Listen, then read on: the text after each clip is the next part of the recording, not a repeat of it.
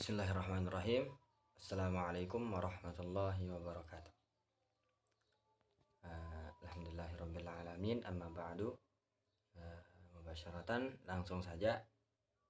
Di sini saya akan sedikit memaparkan materi tentang konsep pengukuran, penilaian, dan evaluasi pembelajaran.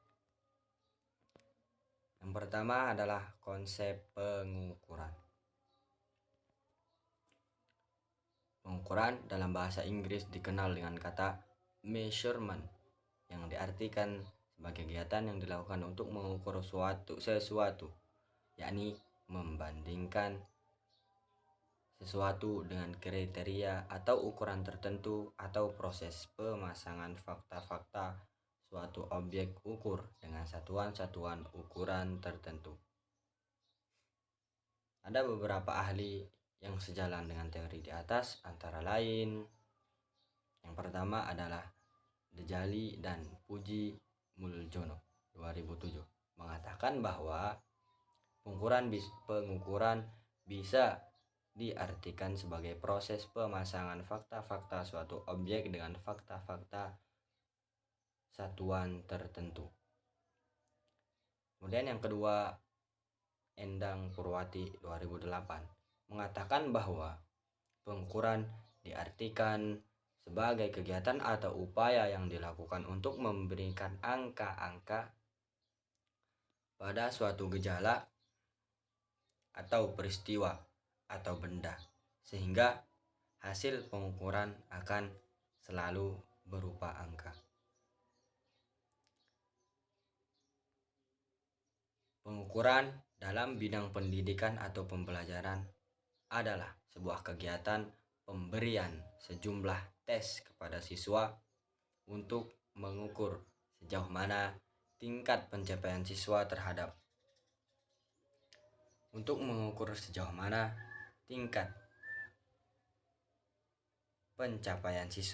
terhadap tujuan yang telah ditetapkan. Di dalam pengukuran ada proses persekoran atau scoring, yaitu sebuah proses memberikan angka terhadap jawaban tes yang diisi oleh siswa atau terhadap jawaban instrumen. Misalnya, sebuah tes esai yang terdiri dari 5 item soal dengan bobot masing-masing 10.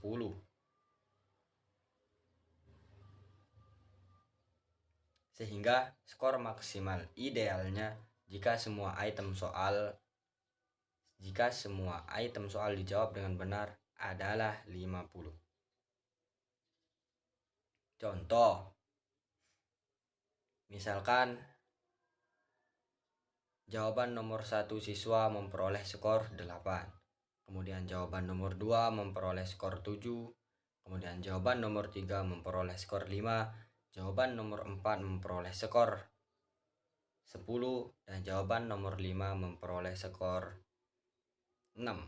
Maka skor total yang diraih siswa tersebut adalah 8 ditambah 7 ditambah 5 ditambah 10 ditambah 6 sama dengan 36. Pemberian skor dibedakan berdasarkan teknik evaluasinya. Jika mengacu pada kompetensi inti dalam kurikulum 2013, ada 4 kompetensi inti yang harus dinilai oleh guru dari siswa sebagai hasil belajar. Tetapi pada intinya teknik evaluasi tersebut dibedakan menjadi 2, yakni tes dan non-tes.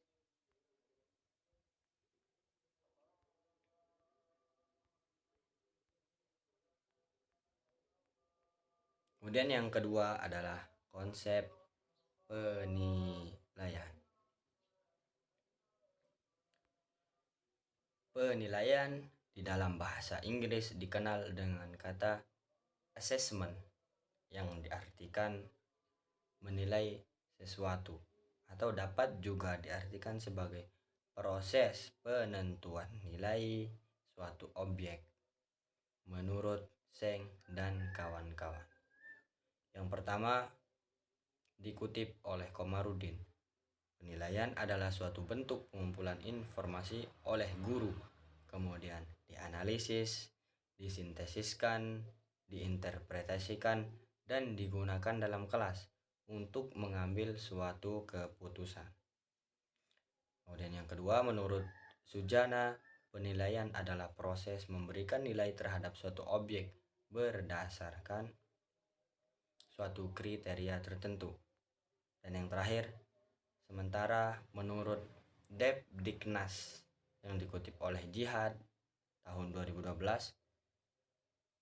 berpendapat penilaian merupakan kegiatan yang dilakukan guru untuk memperoleh informasi yang objektif, berkelanjutan, dan menyeluruh tentang proses dan hasil belajar yang telah dicapai oleh siswa, sehingga dapat dijadikan sebagai dasar untuk memberikan perlakuan selanjutnya.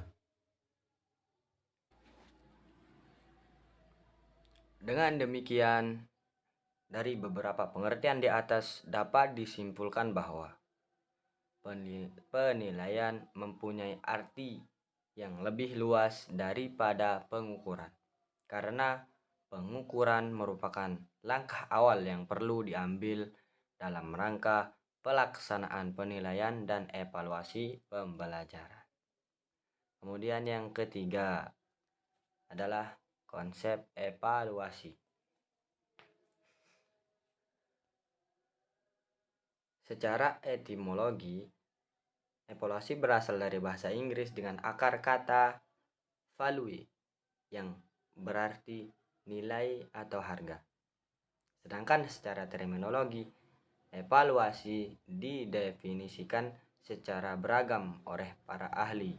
Antara lain, yang pertama, menurut Gronlund, evaluasi dapat didefinisikan sebagai proses sistematis untuk menentukan sejauh mana tujuan pembelajaran telah tercapai oleh siswa. Kemudian sedangkan menurut Guy 2006 menyatakan bahwa evaluasi adalah proses sistematis dalam mengumpulkan dan menganalisis data untuk menentukan apakah dan sejauh mana tujuan telah atau sedang dicapai.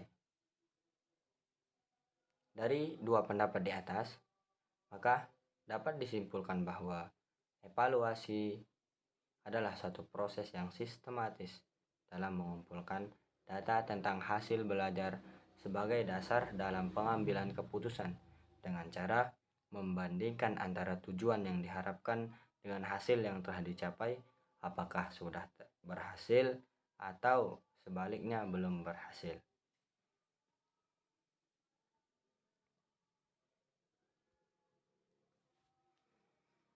Kemudian selanjutnya, hubungan antara pengukuran, penilaian, dan evaluasi dalam belajar.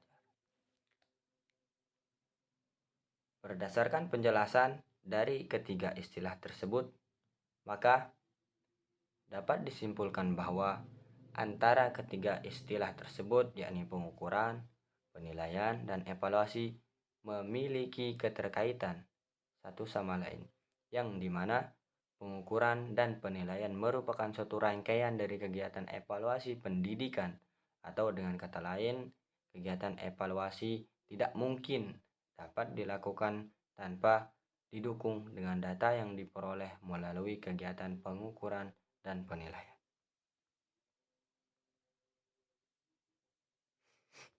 Adapun beberapa tujuan dari fungsi evaluasi pembelajaran.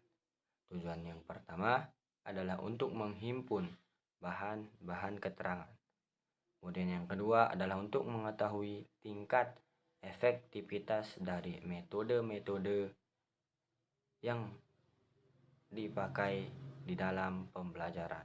Kemudian yang ketiga memotivasi siswa untuk memperbaiki dan meningkatkan prestasinya. Kemudian yang terakhir adalah untuk mencari dan menemukan faktor-faktor penyebab keberhasilan dan faktor-faktor penyebab ketidakberhasilan peserta didik.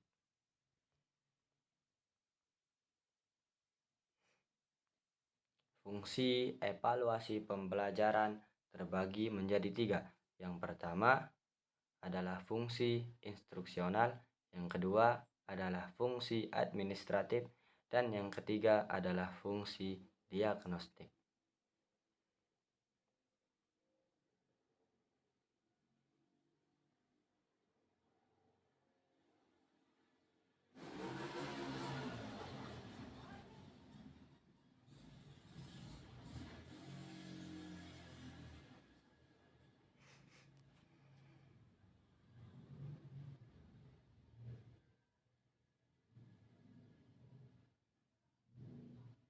Kemudian di sini ada objek evaluasi dari hasil pembelajaran. Objek evaluasi daripada hasil pembelajaran ini ada 3 bagian. Yang pertama adalah domain kognitif. Kemudian yang kedua adalah ranah efektif. Dan yang ketiga adalah ranah psikomotorik. Ranah domain kognitif terbagi menjadi 6 bagian. Yang pertama adalah pengetahuan, yang kedua adalah pemahaman, yang ketiga adalah penerapan, yang keempat adalah analisis, yang kelima adalah sintesis, dan yang keenam adalah evaluasi. Kemudian ranah yang kedua adalah ranah efektif yang terdiri dari 5 aspek. Yang pertama, kemauan menerima. Kemudian yang kedua, kemauan menanggapi atau menjawab atau responding. Kemudian yang ketiga adalah kemauan menilai. Kemudian yang keempat adalah organisasi. Dan yang kelima adalah menghayati. Dan bagian terakhir dari objek evaluasi adalah ranah psikomotorik. Ranah psikomotorik ini juga terdiri dari 5 aspek. Yang pertama, imitasi. Kemudian yang kedua, manipulasi. Yang ketiga, presisi. Yang keempat, presisi. Dan yang kelima juga presisi.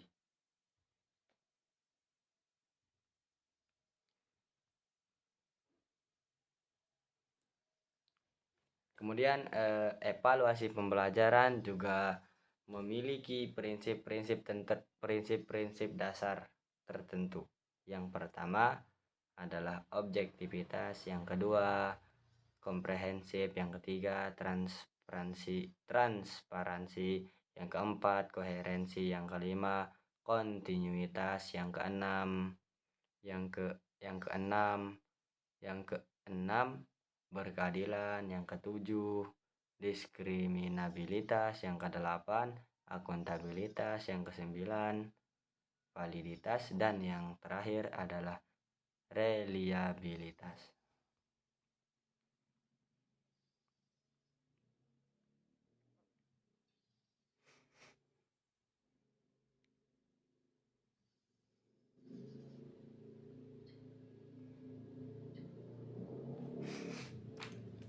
Adapun jenis-jenis dari evaluasi pembelajaran ada 2, ada yang berdasarkan pendekatan dan ada yang berdasarkan fungsi. Namun yang berdasarkan fungsi ini memiliki 5 bagian. Pertama terdiri dari evaluasi, yang pertama terdiri dari evaluasi formatif, yang kedua terdiri dari evaluasi sumatif, yang ketiga terdiri dari evaluasi seleksi, yang keempat terdiri dari evaluasi penempatan, dan yang terakhir terdiri dari evaluasi diagnostik.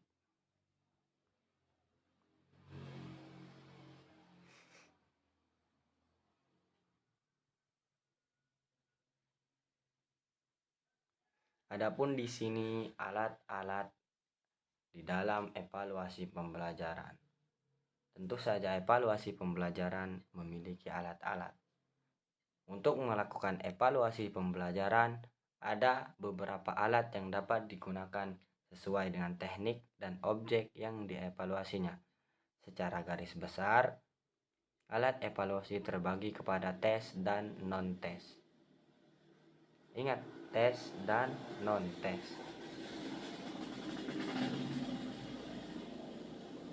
Yang pertama adalah tes. Tes adalah alat ukur yang disusun secara sistematis digunakan dalam rangka kegiatan pengukuran. Tes dapat dibedakan atas beberapa jenis dan pembagiannya tersebut ditinjau dari berbagai sudut pandang. Yang pertama, tes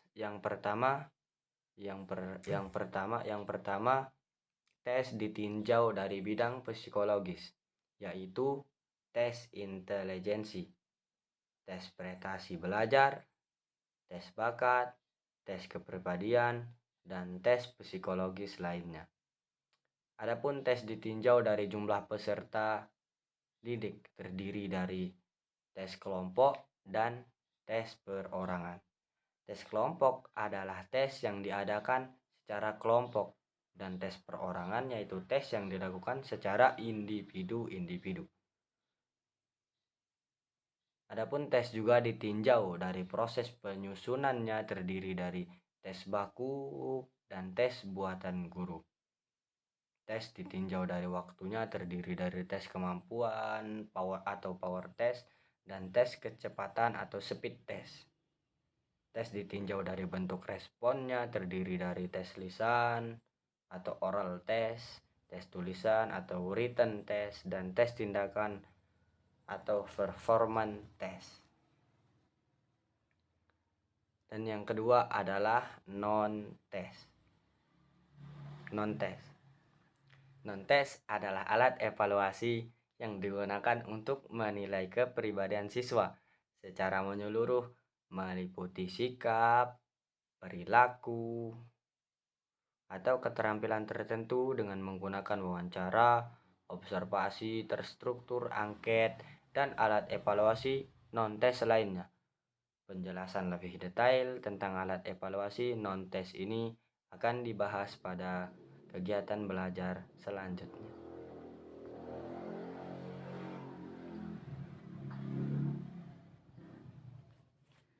Dan yang terakhir di sini adalah acuan standar penilaian. Setiap penilaian pasti akan memiliki acuan standar. Siapapun itu, bagaimanapun itu, ketika sedang melakukan penilaian pasti akan memiliki acuan standar. Dalam proses penilaian, khususnya untuk nilai akhir ujian semester, untuk hasil akhir ujian semester, ada dua acuan standar yang dapat digunakan di dalam menilai hasil akhir ujian semester. Ada dua acuan standar yang dapat digunakan, yaitu yang pertama adalah penilaian acuan atau patokan, atau dalam bahasa Inggris criterion reference, dan yang kedua adalah penilaian acuan normatif, dalam bahasa Inggris disebut norm reference. Yang pertama, penilaian acuan patokan atau criterion reference adalah penilaian yang diberikan terhadap hasil belajar siswa berdasarkan skor yang diperolehnya dibandingkan dengan skor yang dijadikan acuan oleh guru. Kemudian yang kedua, penilaian acuan normatif atau norm reference adalah penilaian yang diberikan terhadap hasil belajar siswa berdasarkan skor yang diperoleh siswa pada kelas atau kelompok, sehingga nilai rata-rata kelas akan sangat mempengaruhi kriteria nilai yang ditetapkan. Sekian, kurang dan lebihnya mohon maaf. Aqulu afwan ala kullil khati'at. Hakadha minni.